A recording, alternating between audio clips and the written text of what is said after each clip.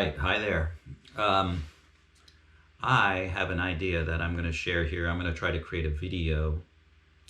I've been excited about this video, about this technique that I want to try out for a few years. It's been on my mind for a few years since I first tried this experiment, and I just haven't taken action. And since this is early January, I've got to take action on these ideas. So I've always been about trying to find new techniques in art, in abstract art. I've poured coffee on canvases and I've covered that with acrylic paint.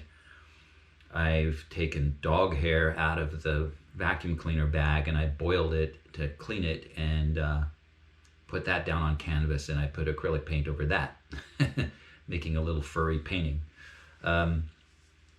This idea is based on the little, they're called Orbeez. I bought some off the internet here. This isn't branded Orbeez. They're the little toys, the little balls that you put in water and they expand, right? So I bought a few thousand of these tiny little Orbeez. They're about the size of fish eggs right now, and they'll expand maybe the size of a pea or something like that. It says it'll take 2 to 4 hours once you place it in water.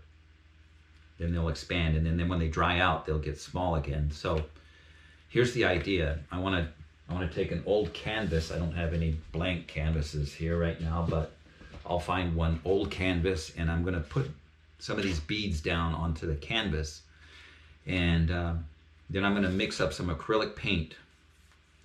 Acrylic paint has water in it, and when the water dries, that's when it becomes hard, or when the water evaporates, it becomes hard and dries the paint. So I think the acrylic paint can make these balls grow, and it'll dry the paint. The interesting thing is, as the paint is drying and getting tighter, the ball underneath is pushing up, and it'll crack the paint. So I've done it before, and here's the image. Making a really cool texture. This is a close-up image of my first experiment. You can see the little white balls there, and I guess I had some ink or black paint underneath, and that's what you see cracking through. The cracks are like black. So the issue here is, how fast does the acrylic paint dry, and how much water do these balls need to expand? So I'm pretty sure I need to add more water into the acrylic paint to give it enough water to make it wet enough to expand those balls enough. Okay, and my other idea is to put 2 layers of different colors of paint on top of these balls, so that as the ball comes up and cracks, the crack will be a different color. It'll show the color underneath the top color. I think that'll make a really interesting texture. And abstract art is sometimes like chemistry, because you're thinking about different processes and different materials and how to combine them and how to use them. This is going to be a fun experiment, and if it works, well, I'll probably have to keep iterating until I get the right result. But I think it'll make an amazing texture, and if it works, I'm just going to have to create a series of them. And from my perspective, like show the public later, because if it really is a good idea, then I don't necessarily want anybody else to do the same thing as me and bypass me with this idea. It's a little selfish, but I will share it eventually, and I'm hopeful that this will be pretty cool. I'm going to do a time lapse, and I don't usually do time lapse either, so it's all a bit of an experiment for me today, and it's going to be fun. So let's go try it out. So I went on YouTube and I tried to search if anybody's done this before, and I searched polymer balls. These Orbeez are also called polymer balls. Polymer balls, abstract art, or abstract art made with Orbeez, or paintings made with Orbeez.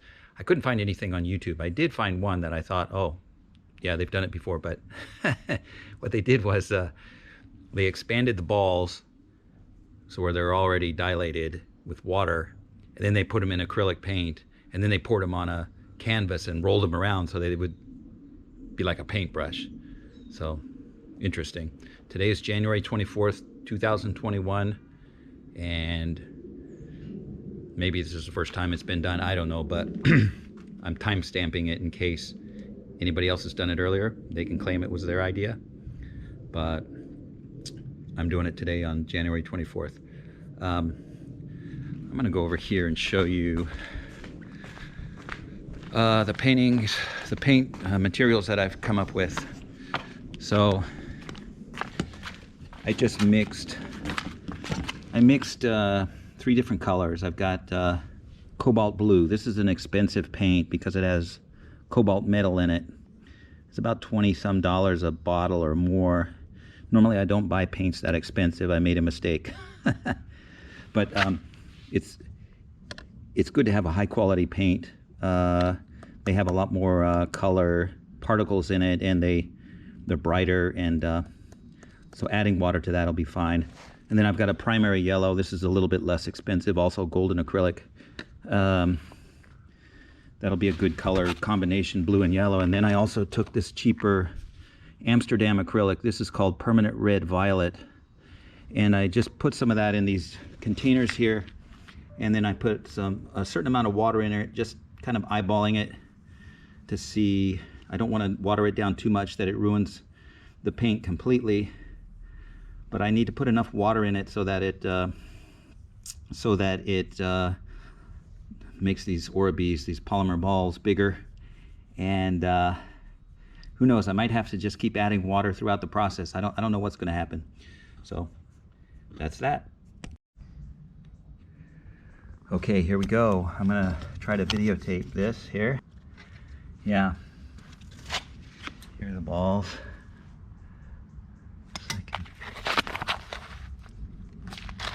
Uh-oh. Dang. All right. Not sure how many to put on a... I don't know how much to spread them out. So if they each get about the size of a pea, you know, I might want to spread them out a little bit more. Hope you can see that there. All right. Nice little bright balls of different colors. Let's try that. So now I'm just going to pour some, what'll be my underlayer color, I think. I think I'm going to put the yellow on the bottom.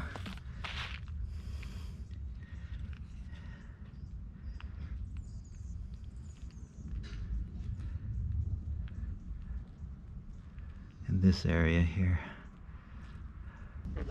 Now I'm going to put, I hate, you know, sometimes it'll automatically, when it's this wet, it'll just start turning to green because blue and yellow make green. I don't want that to happen.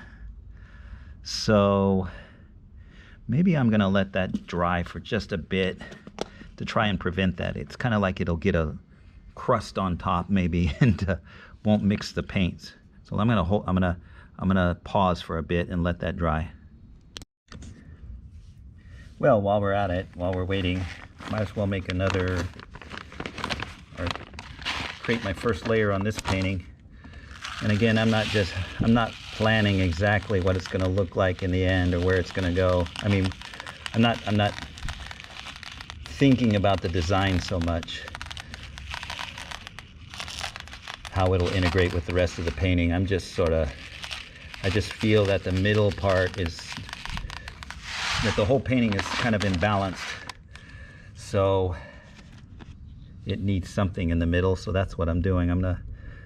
Sorry, you got the shadows in the way here. It's kind of cool how the paint will just slop around there. It'll be cool that I don't need, you know, like the next layer to fully cover the first layer anyway. But now I'm going to let that sort of, it's tilting, there's too much tilt. So my paint is running off the edge, so I'm going to have to balance that out a little bit. All right, I'm going to work on that and then let it dry to go onto the second layer. All right, so it's been about maybe 4 minutes on the first painting, and I think I'm going to use some of this purple color here. What I see here is like some of these balls are too close together, and of course there's some on the edges, which is fine, because then you know, just overlapping different irregular patterns. But let me pour on the next layer and see what happens here.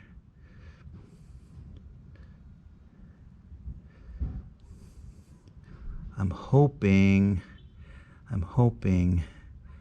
that it, yeah, I'm hoping that it doesn't just mix. So that's good. That's, you're seeing sort of the yellow and the purple are sort of staying apart in some places. And then you do see some mixing there in the middle. So let's go to the second painting. All right, so a lot of the painting just kind of spread out to the lower edge on the left here, and so I added some of these Orbis, these polymer balls, to the left side where it was wet, and now I've dropped the painting again to start moving some of this liquid paint over to the right, to the top of the painting. It's quite dry in some areas already. There's just, like right here, there's just not enough water to expand those balls. So, well, what the heck? Let me pour on what yellow I have left. I'm probably gonna have to make some more yellow.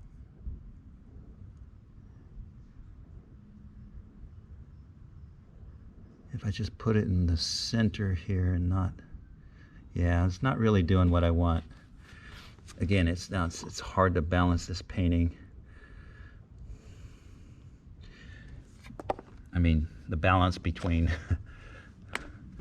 like a horizontal, like a level on the ground is what I need, because I want the water to stay in the middle or stay over the balls and not run off the painting. So I'm gonna have to make some more yellow color. Here it's mixing too much. It's turning in too much of a green than I would want.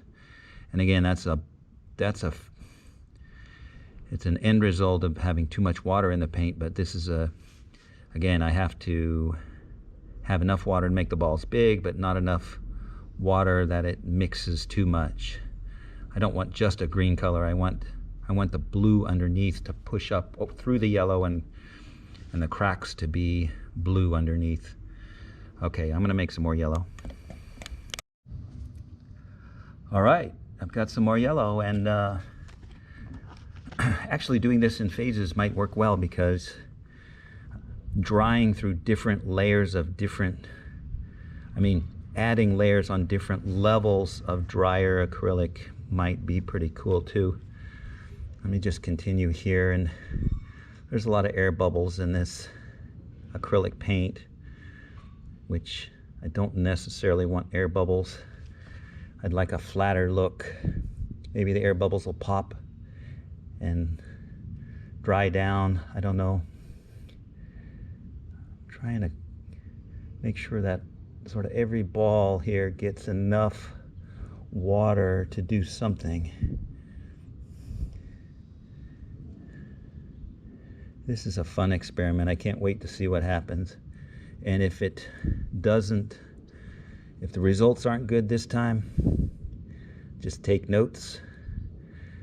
Take notes on the process and do it again.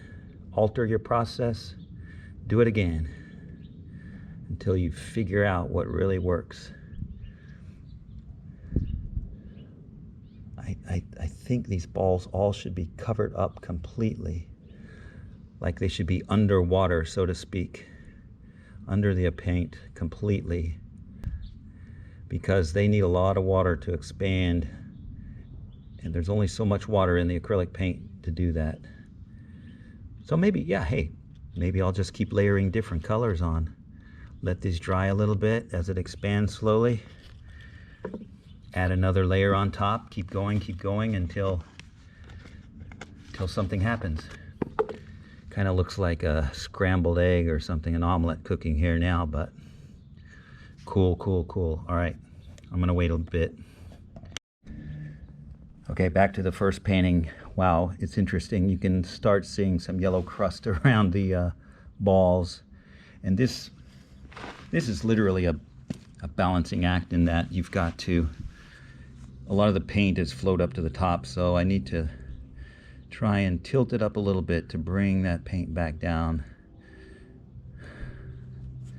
But is it going to go in the middle where all these balls are? I think I'm going to add some balls in this area here because the paint is kind of, it's drying in the middle and the paint is going around the outside. Ah, shoot. I just kicked the second painting. Not good. You want to try and control the movements, not accidentally kick things.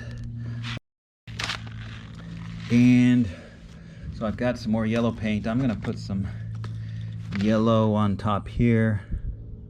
See what happens. That might be kind of cool to see how much they expand if I just let it go and let it stay right there. But again, as the edges of the acrylic paint dry, they sort of become walls, so that the paint can build up thicker in the middle. Maybe. Yeah, it's still too tilted. The water is still flowing too much toward the upper side. So I put a little plastic cap up there on the end to try and tilt it up more this side. Okay. I'm just going to put some of this, the rest of this in. One more point, if I've got these edges that are really wet, I might as well put some balls in those wet edges. All right, I just thought of something. I'm layering paint, but I could also be layering the balls into the different layers of drying paint. And so some of these later additions here, it might not matter if they get completely covered over by paint. It'll still make an interesting effect because they'll still expand somewhat. Oh, and maybe as this paint gets drier, maybe it might be interesting in some areas just to put water on top, just pure water, to allow the ball to keep expanding and hopefully not dilute the paint very much. That's something I might or might not do. All right.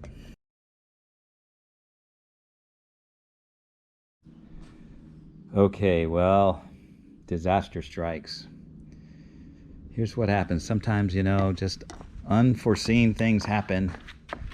The wind blew the towel over the painting and soaked up a lot of the liquid. The balls have gotten bigger, but doggone it. And the paint is no longer really two different colors. It's just a kind of pale green. Okay, I'll see if I can salvage it. Okay, I just want to close out this portion of the video, with a final recap of what happened. The paint has dried. It's been dried for about 4 or 5 days now. And what happened was those balls did expand, but they kind of shrunk and now they look like little figs. So it wasn't exactly the effect that I was looking for. Let me show you here.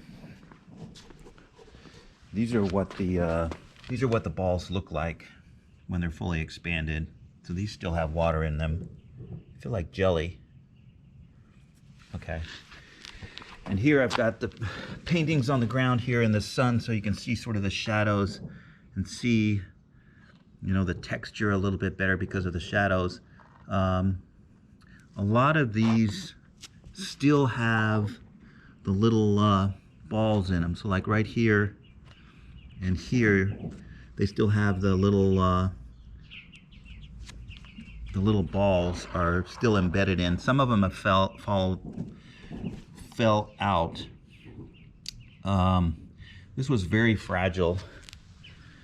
These paintings are very fragile in that a lot of this is just the crust, and a lot of these aren't glued on very well. So I want to try and figure out how to embed them a little bit better, glue them down a little bit better, maybe by putting a layer of varnish on. Could be like a thick layer of acrylic varnish or something, or just continue to put paint around them. But you know, you can see that I've added a lot of extra dots on top of some of them, and I put a lot of extra paint around them. It's still falling apart, but anyway, that's phase one of the project. I'll keep iterating on this and try to figure out how to do it better in the future. It was a lot of fun, and we're gonna do it again. We'll see what happens in videos 2 and 3 if I continue to make them. Thanks for watching. See you later.